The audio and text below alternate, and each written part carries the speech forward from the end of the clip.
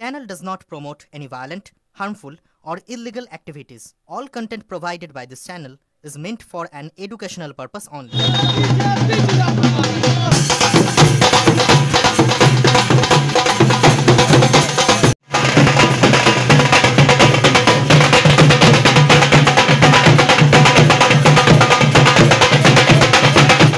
দিল্লি নির্বাচনে বিজেপি জয়ের ফলে কোচবিহার জেলায় বিজেপি কার্যালয় উল্লাসে মাতলেন কোচবিহার বিজেপি নেতৃত্ব এবং কর্মীরা। এদিন দুপুর 1টা নাগাদ কোচবিহার জেলা বিজেপি কার্যালয়ের সামনে আবির খেলে জয়ের উল্লাসে মাতলেন তারা।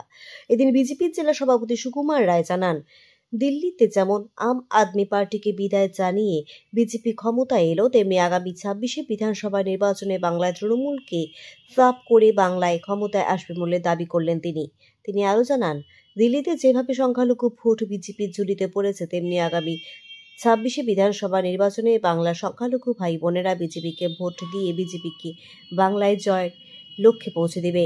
এদিন আরও কি জানালেন বিজেপির জেলা সভাপতি সুকুমার রায়, শুনে নেব বিস্তারিত।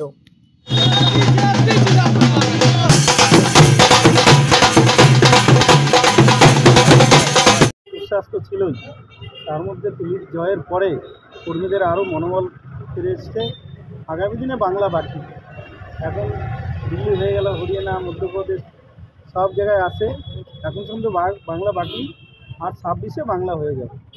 সেই জন্য আজকে আনন্দের সমস্ত মণ্ডলেই আমি যেখানে যেখানে গেলাম দেখে আসলাম, সমস্ত জায়গায় কর্মীরা জড়ো হচ্ছে এবং বিকালের দিকে সমস্ত জায়গায় আর শোভাযাত্রা বের করবে, মিছিল বের করবে, আনন্দ হোলি খেলবে, আর 26শে আমরা বাংলা দখল করব। আমরা বলছি যে এই রাজ্যে শাসক দলের অন্যতম ভোট ব্যাংক হচ্ছে সংখ্যালঘু ভোট।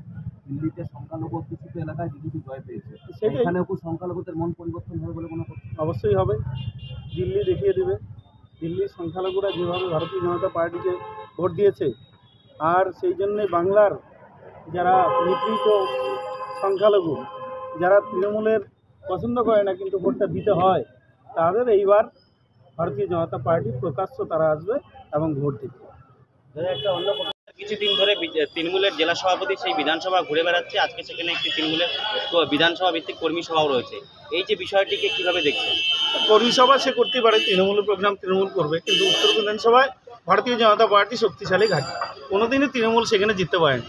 লোকসভা কি বিধানসভা 11তেও জিততে পারে নাই, 16তেও জিততে পারে নাই, এখন পর্যন্ত কোনো লোকসভা বিধানসভায় তৃণমূল জিততে পারে নাই, আগামী দিনেও পারবে না। কেন? ভারতীয় জনতা পার্টি শক্তিশালী ঘাঁটি না, শুধু মানুষ বিজেপিকে পছন্দ করে, বিজেপিকে চায়, সেই জন্য কোনোদিনই তৃণমূল উত্তর বিধানসভায় জিততে পারবে না।